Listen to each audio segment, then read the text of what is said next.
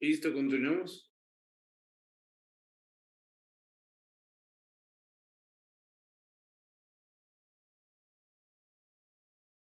Falta que se conecte la compañera que está exponiendo. Ok, está bien.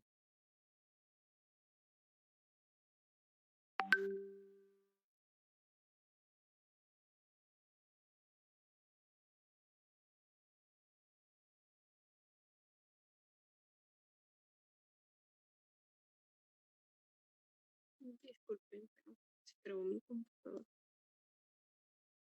Bueno. Ahora, por último, les voy a hablar sobre la apendicitis. Y bueno, como ya les había mencionado, durante el embarazo pues se dificulta el diagnóstico de varias de estas afecciones y no es la excepción de la apendicitis. Aquí, bueno, las náuseas y los vómitos, como sabemos, acompañan el embarazo normal, pero también a medida que el útero se agranda, la apéndice se mueve hacia arriba y hacia afuera desde el cuadrante inferior derecho.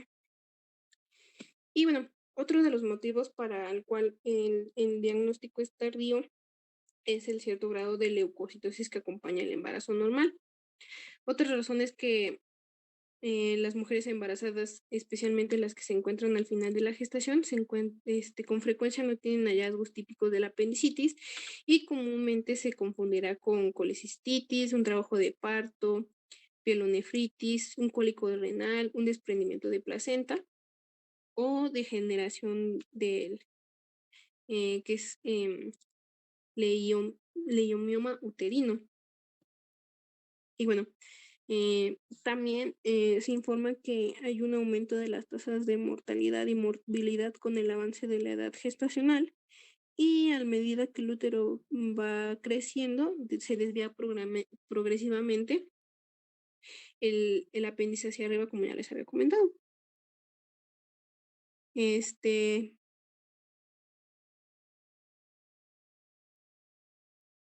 Dentro del diagnóstico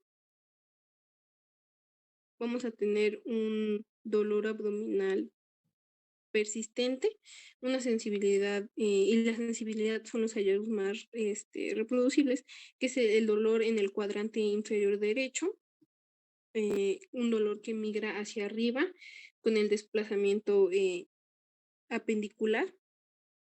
Y para una evaluación inicial es la imagen por una ecografía abdominal. Y igual la ecografía de compresión graduada es difícil debido al desplazamiento fecal y la imposición uterina. También la tomografía computarizada apendicular es más sensible y precisa que una ecografía para confirmar la sospecha de una apendicitis. En el caso de una resonancia magnética, aquí es la modalidad preferida para evaluar la sospecha de apendicitis en el embarazo, pues tienen un alto rendimiento, una precisión, diagnóstica y también proporciona diagnósticos que pueden ser alternativos. Por ejemplo, en la imagen vemos una resonancia magnética que es posterior anterior de un absceso preapendicular y la mitad del primer trimestre del embarazo. Y aquí, bueno, se ve aproximadamente un absceso de 5 o 6 centímetros y es visible dentro de la masa del cuadrante derecho, en la parte de abajo. También vemos un útero grávido y es visto a la derecha de esta masita que se ve. La siguiente, por favor. Bueno, como un manejo de esta, si se sospecha la apendicitis, el tratamiento primeramente va a ser una exploración quirúrgica inmediata.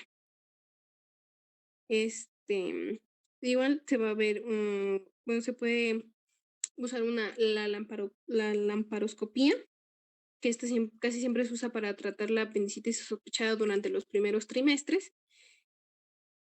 Em, y después tenemos una que es la terapia antimicrobiana. Esto se realizará de manera intravenosa y generalmente se dará con una cefalosporina de segunda generación o una penicilina de tercera generación. Bueno, y esto a menos que haya una gangrena, una perforación, un plemón periapendicular. También la terapia microbiana generalmente se puede suspender después de la cirugía. Y también rara vez indica el parto por cesárea en el momento de la apendicectomía. Em, También tenemos que, bueno, las contracciones uterinas van a ser comunes y aunque los médicos recomiendan unos agentes cotólicos, pues generalmente no se hacen. Eh, bueno, después de los resultados del embarazo, aquí, bueno, la apendicitis aumenta su probabilidad de aborto o un trabajo de parto prematuro y especialmente si se ha desarrollado una peritonitis.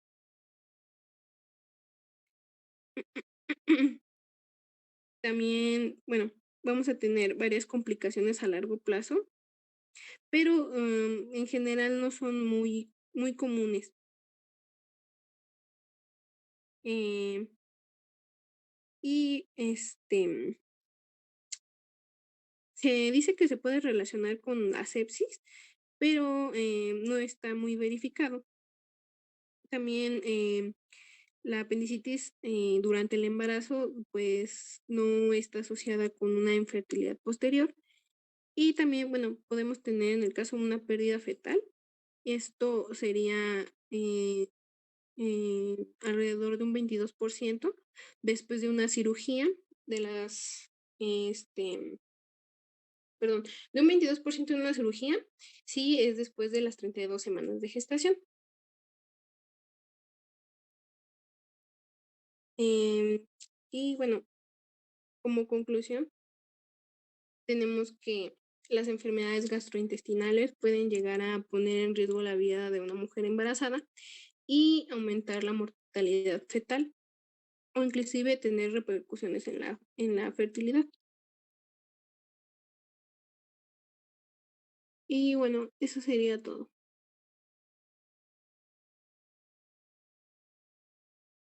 Muy bien, muchas felicidades, por tu exposición. No sé si alguien tenga alguna duda. Hay que recordar que, pues prácticamente todas las enfermedades gastrointestinales se pueden presentar en la mujer embarazada. Lo más común, como dijo su compañera, en el primer trimestre, pues será las molestias que se fomentan a expensas de la enfermedad de la hiperemesis gravídica y independientemente del trimestre, puede haber otra de las más comunes es apendicitis. Ya sabemos que el embarazo desencadena lo que es el síndrome de colon irritable y hay que recordar que la vía biliar tiene sus propios cambios en el embarazo, lo cual fomenta colestasis y a colecistitis, ya sea litiásica o alitiásica. Y prácticamente estas serían las más comunes. Aún así puede presentarse cualquier otra como las que mencionó su compañera, pero estas serían y infección de vías urinarias, ¿no? Que estas serían lo más común que pueden llegar a encontrar. ¿Alguien tiene alguna duda, algún comentario con el tema?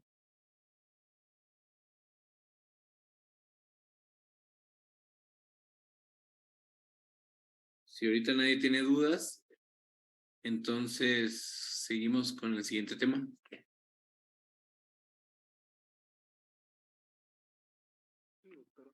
¿Me dan permiso para compartir, por favor?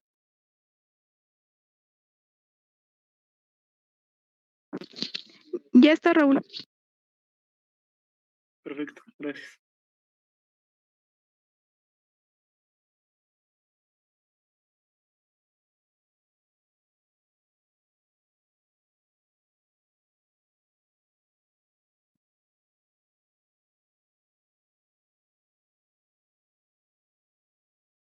¿Ya se ve?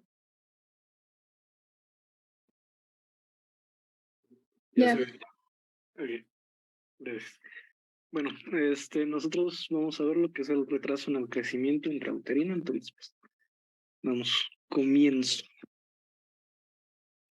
¿Cuáles van a ser los objetivos de la exposición? Bueno, ver las principales causas es la restricción del crecimiento fetal, las clasificaciones, las morbilidades asociadas a esta patología, el manejo por clasificaciones, los criterios de la restricción del crecimiento intrauterino, sus diagnósticos, las consideraciones para el seguimiento y la interrupción en el embarazo en estos casos y su prevención.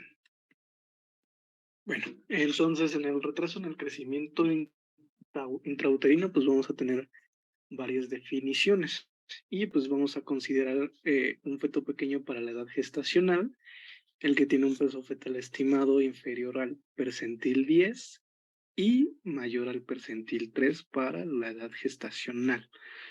Esto pues con el estudio Doppler dentro de la normalidad.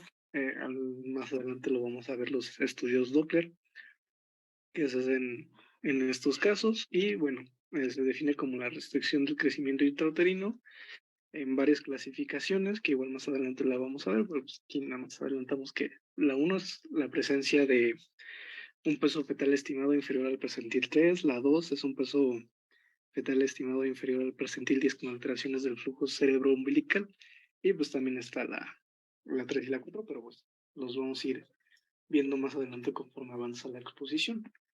Y bueno, tenemos las etiologías comunes en cuanto al crecimiento, a la restricción del crecimiento fetal, y tenemos los que son preplacentarios, aquellos factores que son maternos, como podría ser la de hipoxemia, que pues, la madre tenga una enfermedad pulmonar crónica o que viva en grandes altitudes y pues, no se oxigene bien, que esté anémica, que consuma el tabaco o sustancias nocivas como la cocaína o las anfetaminas, una mala absorción, o que tenga también un poco aumento de peso y también pues pueden ser factores la contaminación del aire o materiales pesados que pues están alrededor de la madre. También tenemos factores placentarios, como lo sería la patología de una mala perfusión vascular materna, estos en infartos o en depósitos de fibrina y desprendimiento crónico, y también podemos encontrar patologías de mala perfusión vascular fetal e igual inflamaciones placentarias crónicas. En factores del cordón umbilical, estos son postplacentarios, que podría ser un mayor enrodamiento, que tenga una mayor longitud, que haya un nudo en la cuerda verdadera o que solo haya una arteria umbilical única y una inserción marginal o velamentosa del cordón.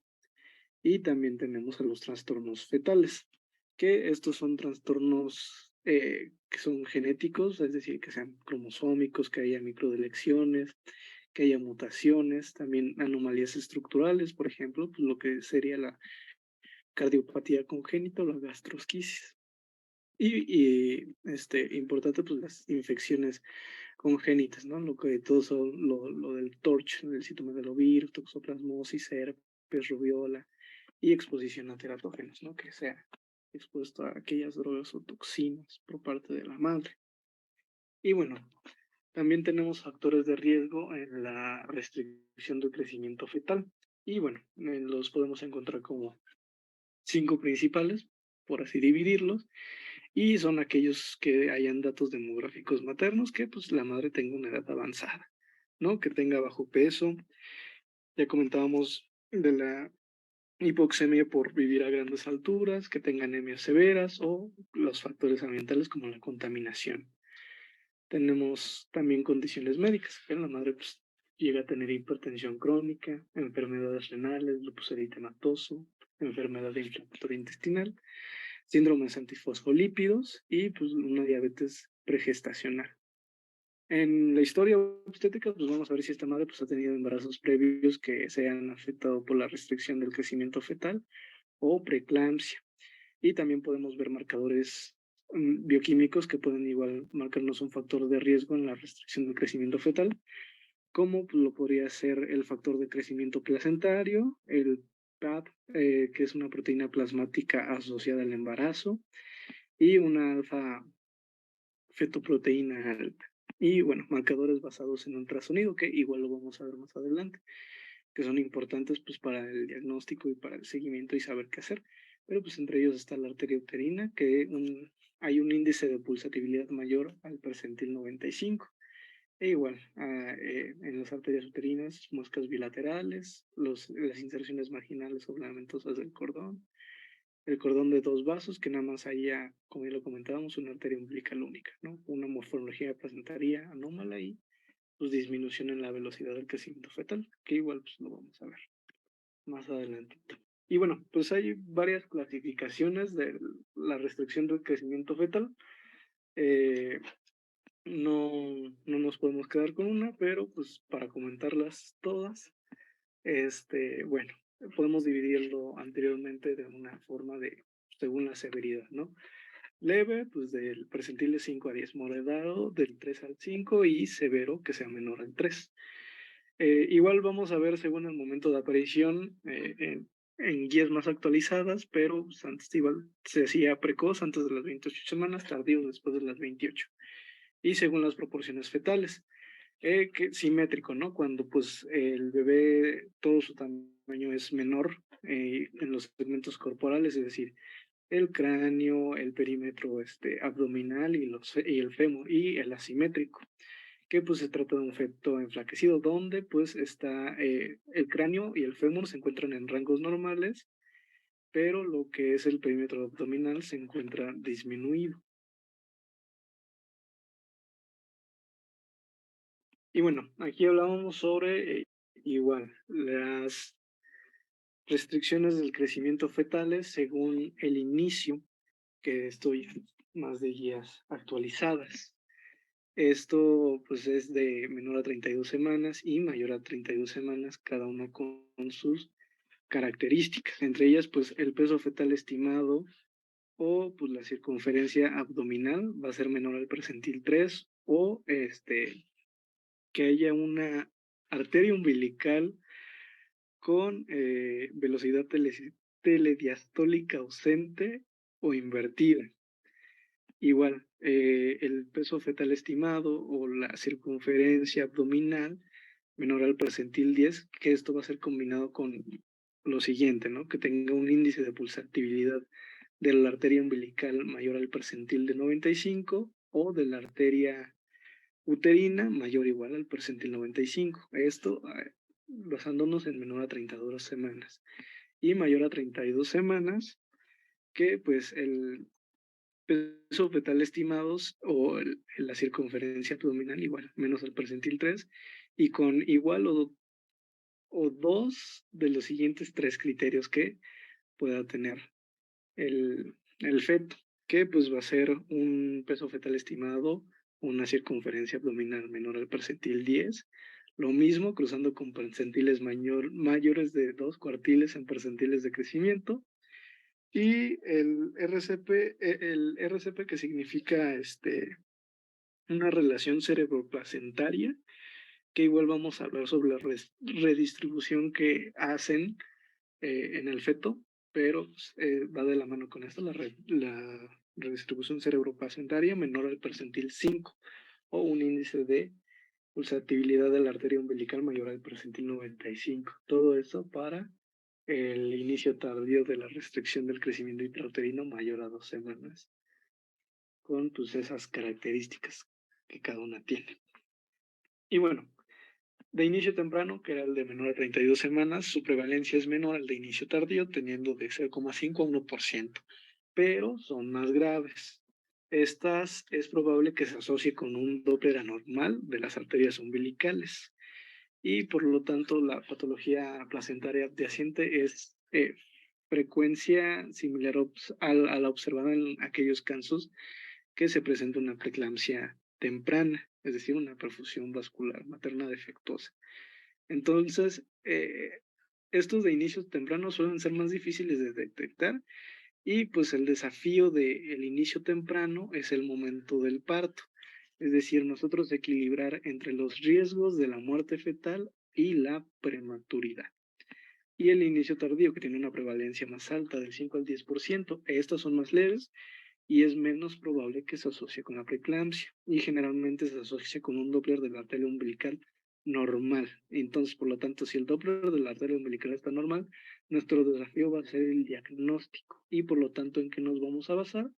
Bueno, principalmente en los cambios adaptativos de la circulación cerebral, es lo que les hablaba de la redistribución y esto que va de la mano con el índice cerebroplacentario. Y bueno, se refleja todo esto, pues una baja resistencia al flujo de la arteria cerebral media. Y bueno, para esto, pues hay algoritmos para saber cuándo finalizar o el seguimiento que vamos a hacer según la clasificación presentando la restricción del crecimiento intrauterino. En casos de que sean pequeños para su edad gestacional, que tengan un peso estimado por mayor al percentil 10, pero menor al percentil 10, más un estudio de Doppler normal, va a haber un control cada 2 o 3 semanas.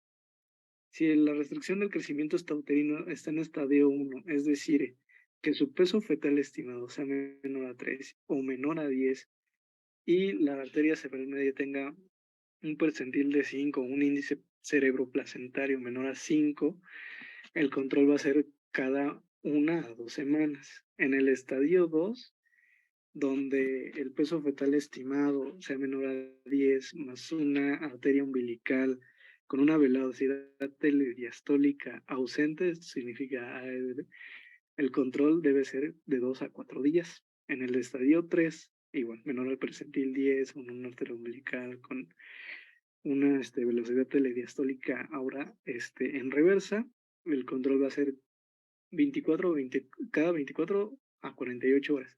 Y en el estadio 4 igual, menor al percentil 10, más un ductus venoso, que pues igual estos estudios se van a ir comentando más adelante para que los vayan entendiendo. Igual en reverso, el control va a ser cada 12 a 48 horas. Y bueno, vamos a encontrar que no todos aquellos que estén por bajo del percentil 10 tienen que ser necesariamente restricciones del crecimiento fetal con patologías. También hay los que se llaman pequeños constitucionales, que pues estos se encuentran bajo el percentil 10 del peso para su edad gestacional. Y pues estos son fetos que son estadísticamente pequeños, pero están sanos y llegan a representar 2/3 de la parte de la restricción del crecimiento intrauterino, mientras los verdaderos, que así se le llama, de restricción del crecimiento fetal, pues es menor, ¿no? 1/3. Pero estos sí tienen realmente una patología en el crecimiento fetal. Y bueno, comentábamos que la restricción del crecimiento va a estar asociado con riesgos. En los prenatales podemos encontrar que pues, el niño lamentablemente nazca muerto, haya preeclampsia, haya un parto prematuro o desprendimiento de la placenta. Neonatales, que es decir, que haya riesgos a corto plazo, pues va a ser hipoglucemia, hiperbilirubinemia, hipotermia, enterocolitis necrosante, una morbilidad respiratoria, una hemorragia intraventricular como corto plazo. Y también tenemos neonatales a largo plazo, es decir, que pues ya el bebé presente trastornos en el neurodesarrollo, que presente obesidad, hipertensión y diabetes y enfermedades cardiovasculares. Ahora, ¿cómo vamos a hacer el diagnóstico de estos fetos? Bueno, el primero, pues vamos a conocer la edad gestacional para poder compararlo con su percentil y saber si está dentro del rango de lo normal o está disminuido. También vamos a ver la presencia de elementos clínicos de sospecha, como sería una altura estimada o una estimación del peso fetal menor a lo que se espera según la edad gestacional, ¿no? Y bueno, aquí vemos lo normal de las alturas uterinas. Y bueno, anteriormente en la consulta prenatal veíamos una tabla donde igual sacamos los percentiles y con eso pues nosotros vamos a tener la clínica ante sospecha de restricción del crecimiento si pues estas están disminuidas. Y la estimación ecográfica del peso fetal. ¿Cómo vamos a hacer esto? Pues en la medición de parámetros. ¿Cuáles parámetros? Pues diámetros o circunferencia craneanas, abdominales y la longitud del fémur. Estas tres, su combinación, pues vamos a utilizar formas matemáticas para calcular el peso fetal y saber si esta va según la semana de gestación. Ahora, en cuanto a criterios de crecimiento intrauterino restringido, hablábamos sobre el peso estimado por la ecografía por debajo de los percentiles. ¿Cuál? Del 13 y del 10, ¿no? Esto está también asociado a alteraciones de evaluaciones hemodinámicas. Por lo tanto, vamos a utilizar el Doppler, donde vemos índices de pulsatividad en este caso, pues de la arteria umbilical, ¿no? Por encima del percentil 95 para la edad gestacional, pues ya lo vamos a ver como un criterio, ¿no? O el índice de pulsatividad de Doppler de arterias uterinas por encima del percentil 95 igual. Y igual, el Doppler de la arteria cerebral o el índice cerebroplacentario por debajo del percentil 5 para la edad gestacional. Y bueno, para tratar de elegir el mejor gráfico para sacar estos percentiles, pues se recomienda que las gráficas sean locales o regionales, ¿no? No es lo mismo aquí que en China. Entonces, esto es para identificar de una forma correcta mejor los percentiles de los bebés que tengan mayor riesgo. E igual, se pueden utilizar estándares universales como estos dos, el Intergrowth y la de la OMS, que pues van a utilizar umbrales ajustados igual localmente. De la misma forma vamos a evaluar el tamaño fetal prenatalmente por ultrasonido. Igual esto se debe a tablas basadas en ultrasonido. Y bueno, hablábamos de los Doppler, ¿no? De la arteria umbilical. ¿Cuál va a ser su finalidad del Doppler? Proporcionar un estudio de ondas de velocidad de flujo anómalas en las arterias uterinas. Esto nos sirve para indicar si hay una insuficiencia placentaria que va de la mano con la restricción del crecimiento intrauterino. Por lo tanto, nos va a proporcionar información sobre el diagnóstico, el pronóstico y para hacer el manejo de la restricción del crecimiento intrauterino. Y pues el Doppler de las arterias uterinas también es el mejor predictor de preeclampsia. Y el Doppler de la arteria cerebral media, donde el feto con la restricción del crecimiento intrauterino se produce por una redistribución hemodinámica, ¿no? Lo que hablábamos de la redistribución, donde va a haber un aumento de la vascularización cerebral y una vasodilatación de la arteria cerebral media. Entonces, vamos a ir manejando conforme va avanzando la exposición, pues varios criterios para saber el momento de la interrupción del embarazo. Pero pues entre las informaciones que iba encontrando, pues encontraba varios datos que, por ejemplo, por debajo de la semana 34, si el flujo diastólico de la arteria umbilical desaparece o se hace reverso, se debe ingresar a la paciente y administrar corticoides y monitorizar el feto. ¿Cómo vamos a monitorizar el feto? Por medio del perfil biofísico modificado, ahorita lo vemos, y los Dopplers, y en este caso venoso, ¿no? Si estas pruebas son anómalas, el perfil modificado y el Doppler, se debe finalizar la gestación. Y aquellos que sean mayores a 34 semanas, incluso si este perfil biofísico modificado y el Doppler venoso son normales, igual se debe terminar la gestación. Y bueno, aquí vemos el perfil biofísico fetal, lo que les decía, donde los parámetros va a ser movimientos respiratorios, movimientos corporales, el tono, la actividad fetal y el líquido amniótico. Lo vamos a encontrar como normal en 2 puntos y anormal en 0 puntos, ¿no? En los movimientos respiratorios, donde al menos un episodio de 30 segundos durante 30 minutos de observación, pues va a ser normal. Y le vamos a poner 2 puntos entonces. En caso de normal, pues va a ser la ausencia o menor de 30 segundos. Los movimientos corporales, al menos 3 movimientos del cuerpo y miembros en 30 minutos, y lo normal sería menor de 3. El tono fetal, al menos un episodio de extensión y flexión en miembros de torco, apertura y cierre de la mano. Y pues lo anormal sería que no haya esta extensión y flexión.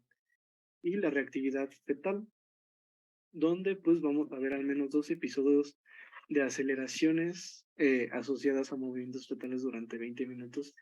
Esto en el estudio cardiotocográfico y la normal sería menos de 2, ¿no? Y el líquido amniótico, una cisterna al menos de más de 2 centímetros y lo normal sería menos de 2. Entonces, también podemos hacer corrección de factores predisponentes, como sería el control de síndrome hipertensivo, diabetes, anemia, eliminar el tabaco y el alcohol y ajustar ajustes nutricionales para la madre que tengan bajo peso, ¿no? Que son los factores de riesgo para la restricción del crecimiento. Igual podemos hacer evaluaciones seriadas de la unidad fetoplacentaria, donde pues en la clínica vamos a hacer la monitorización de los movimientos fetales, ¿no? En la evaluación ecográfica vamos a ver lo que es el líquido amniótico y también pues, el perfil biofísico fetal. Y el Doppler fetal, donde ya hablábamos de los percentiles de la arteria umbilical, de la cerebral media y venosa. La decisión para el momento de interrupción del embarazo, pues es aquel que nosotros sepamos equilibrar entre el riesgo de muerte o el daño, si es mayor si el embarazo se llega a prolongar comparado con el riesgo neonatal de prematuridad. Y la evaluación todavía de crecimiento fetal, donde vamos a ver una curva de crecimiento. Es decir, vamos a estimar el peso fetal mediante ecografía con 15 días de diferencia. Esto, pues, una evaluación inicial, ¿no? Entonces, en el tercer trimestre del embarazo, nosotros esperaríamos que el feto incremente 250 gramos o más en la curva del crecimiento. Si hay una ausencia del crecimiento en estos 15 días, es indicador para interrupción del embarazo. Y bueno, también tenemos manejos de embarazo con restricción del crecimiento fetal, con esta tablita, ¿no? Habla sobre, aquí en primer punto, las indicaciones del parto absoluto independientemente de la edad gestacional, que vemos el estado materno, es decir, por ejemplo, si tiene preeclampsia. Hablábamos sobre el estudio cardiotopográfico, donde vemos desaceleraciones repetitivas de la frecuencia cardíaca fetal, un trazado sinusoidal, una ausencia igual de la variabilidad de la frecuencia cardíaca fetal con desaceleraciones y un perfil biofísico que ya veíamos de los 2 puntos o 0 puntos si es anormal, que sea 4 o menor de 4 sobre 10 y un estudio cardiotocográfico con variaciones en lo que es de corto plazo menores a 2.6 milímetros, ¿no? Esto siendo indicaciones absolutas para el parto, independientemente de la gestacional. Y también tenemos indicaciones que son relativas, es decir, vamos a ver el conducto venoso con una onda que sea ausente o invertida. Igual un perfil biofísico de 6 o menor a 6 y el estudio cardiotocográfico con la velocidad de menor a 3 milímetros. De milisegundos, perdón. Y bueno, igual vamos a ver lo que ya estábamos comentando sobre la velocidad telediastólica de la arteria umbilical, igual de menos de 3.5 milisegundos, y la ausencia de la velocidad telediastólica de la arteria umbilical, ¿no? Con el estudio cardiotocográfico de menor a 3.5 milisegundos.